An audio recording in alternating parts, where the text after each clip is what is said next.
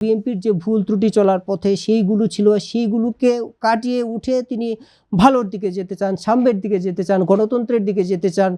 দেখুন, দীর্ঘ সময় তিনি আসলে দেশে ছিলেন না। একটি রাজনৈতিক বাস্তবতার কারণে ওনাকে দেশের বাইরে থাকতে হয়েছে। ওনার কাছে মানুষের প্রত্যাশা কিংবা আগামীর রাজনীতির প্রত্যাশা কিন্তু অনেক বেশি। কারণ পরিবর্তিত রাজনৈতিক প্রেক্ষাপটে বাংলাদেশ এখন যে জায়গায় দাঁড়িয়ে আছে, সে জায়গায় হচ্ছে যে একটি শক্তিশালী এবং গণতান্ত্রিক রাজনৈতিক দলের কাছে তার ক্ষমতা যাওয়া কিংবা একটি রাজনৈতিক সুষ্ঠু পরিবেশ ফিরে আসা। সেই জায়গা থেকে এখন যে রাজনীতিতে যে পরিবর্তনের জায়গাটিকে হচ্ছে, সেটি হচ্ছে যে বিএনপিকে ঘিরেই কিন্তু একটা বিরাট উত্তেজনা, রাজনৈতিক উত্তেজনা তৈরি হচ্ছে। বিশেষ করে ওনার আসা উপলক্ষে এই উত্তেজনাটুকু আমরা দেখছি। ওনার সামনে কিন্তু আসলে বেশ কিছু আমরা চ্যালেঞ্জও দেখছি এই সঙ্গে সঙ্গে, যে এই চ্যালেঞ্জগুলোকে মোকাবেলা করে উনি কিভাবে এগিয়ে যাবেন, সেটা হচ্ছে একটা বিষয়। বিএনপির আসলে প্রধান মিত্র ছিল হচ্ছে জামাত। আমরা 2001 সালের 1 অক্টোবর নির্বাচনে জামাতের সঙ্গে 4 দলীয় জোটকে নিয়ে বিএনপি ক্ষমতায় আসতে দেখেছি। তারপর কিন্তু এবারের রাজনৈতিক প্রেক্ষাপটটা ভিন্ন। জামাত কিন্তু বিএনপির সঙ্গে নেই। সে জায়গা থেকে বিএনপি কিছু রাজনৈতিক দলকে নিয়ে জোট করেছে এবং জামাত নতুন যে রাজনৈতিক দল এনসিপি, যে অভ্যুত্থানের অন্যতম অগ্রসেনানী হিসেবে যে দলকে চিন্তা করা হচ্ছে, সেই এনসিপিকে নিয়ে কিন্তু জামাত মাঠে নেমেছে কিংবা আসছে। সেই জায়গা থেকে যে তারেক রহমানের যে রাজনৈতিক চ্যালেঞ্জের যে জায়গাটি, এই এনসিপি এবং জামাত জোট কিংবা তাদের শরিক যারা আছে সেই সঙ্গে এটা কিন্তু বিরাট একটি চ্যালেঞ্জ ওনার সামনে আসছে। কিভাবে এই চ্যালেঞ্জকে উনি মোকাবেলা করে রাজনৈতিক গতি প্রকৃতির সঠিক নিশানা ঠিক করবেন কিংবা নির্বাচনী বৈতরণী পার হবেন, সেগুলো কিন্তু ওনাকে বেশ চ্যালেঞ্জের মধ্যে ফেলবে, এতে কোনো সন্দেহ নেই। এর বাইরে আরও কিছু কিন্তু চ্যালেঞ্জ তারেক রহমানের সামনে রয়েছে। সেই চ্যালেঞ্জগুলো হচ্ছে যে, আমরা যদি বলতে চাই মোটা দাগে, যে শরিকদের মন রক্ষা করা।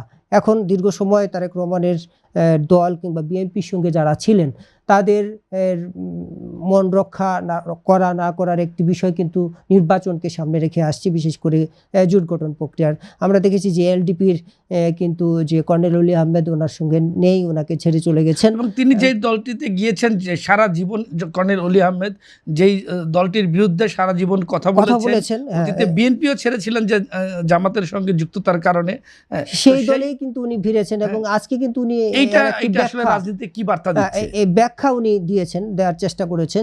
তিনি যেটি বলার চেষ্টা করেছেন সেটা হচ্ছে যে বিএনপির সঙ্গে আসন বনিবনা না হয় এবং বিএনপিকে উনি আশা করেছিলেন যে দীর্ঘ সময় বিএনপির পাশে ছিলেন, উনি বিএনপির প্রতিষ্ঠাতাদের একজন, ওনাকে যে সাদরে গ্রহণ করে যে আসনগুলো তাকে দেওয়ার কথা, সেই জায়গা থেকে উনি তার প্রাপ্য মর্যাদা অধিকারটুকু পাননি। এবং এই ব্যাপারে আসন সমঝোতার ব্যাপারে যে উনি বৈঠক করতে গিয়েছেন, সেই জায়গাতে উনি অনেকটা ইনসাল্টিং হয়েছেন। বিএনপির সঙ্গে একটা স্বার্থগত দ্বন্দ্বের কারণে উনি জামাতে গেছেন। কিন্তু মূল কথা হচ্ছে যে যিনি যাদের ব্যাপারে সোচ্চার ছিলেন, অর্থাৎ মুক্তিযুদ্ধের ইস্যুতে, বিএনপির সঙ্গেও তিনি এই ব্যাপারে আপোষ করেননি। সে জায়গা থেকে তাকে নিয়ে এখন যে আলোচনাটা চলছে, সেটা হচ্ছে তিনি হঠাৎ করেই কেন জামাতের পালে হাওয়া ফেরালেন, এবং এটার যে ব্যাখ্যা দিয়েছেন সেটার ব্যাখ্যার আসলে কর্নেল অলি আহমেদ এই যে উনি বলার চেষ্টা করেছেন যে প্রাপ্য মর্যাদা উনি পাননি, অর্থাৎ আসন বন্টনের ক্ষেত্রে ওনাকে প্রাপ্য অধিকারটুকু দেওয়া হয়নি সেটা। আর হচ্ছে যে তার সঙ্গে যে বৈঠক করা, এই ব্যাপারে চূড়ান্ত বৈঠক করার ব্যাপারেও উনি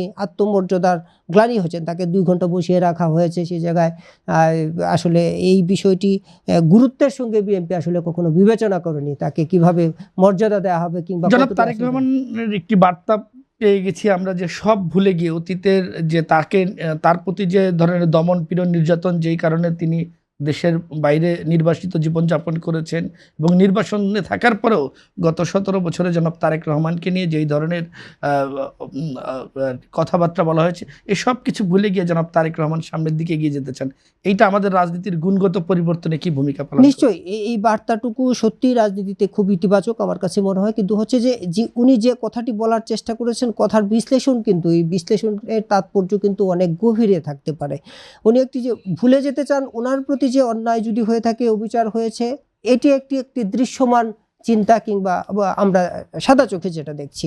আবার সেই থেকে যে বিএনপি যখন রাষ্ট্র ক্ষমতা পরিচালনায় ছিল 2001 থেকে 2001-এর 1 অক্টোবর নির্বাচনের মধ্য দিয়ে 4 দলীয় জোট ক্ষমতায় ছিল, তখনকার যে ওনার বিরুদ্ধে যে অভিযোগগুলো ছিল, কিংবা বিএনপির যে ভুল ত্রুটি চলার পথে সেইগুলো ছিল, সেইগুলোকে কাটিয়ে উঠে তিনি ভালোর দিকে যেতে চান, সাম্যের দিকে যেতে চান, গণতন্ত্রের দিকে যেতে চান। মানে আত্মবিশ্লেষণের জায়গাগুলোও কিন্তু এই কথার তাৎপর্য বহন করে। আমার কাছে মনে হয় যে উনি সেই বিষয়গুলোকেও পরোক্ষভাবে ইঙ্গিত করেছেন যে অতীতের ভুল ত্রুটি কাটিয়ে আমরা কিভাবে সামনের দিকে ভালোর পথে, আলোর পথে, গণতন্ত্রের পথে, মুক্তিযুদ্ধের পথে আমরা এগিয়ে যেতে পারি, কিংবা একটি সুন্দর সুষ্ঠু নির্বাচনের মধ্য দিয়ে একটি গণতান্ত্রিক প্রক্রিয়ায় বাংলাদেশকে কিভাবে এগিয়ে নিয়ে যেতে পারি, এই কথাগুলো নিশ্চয়ই ইঙ্গিত করেছেন এই কথার মধ্য দিয়ে, আমার কাছে মনে হয়েছে।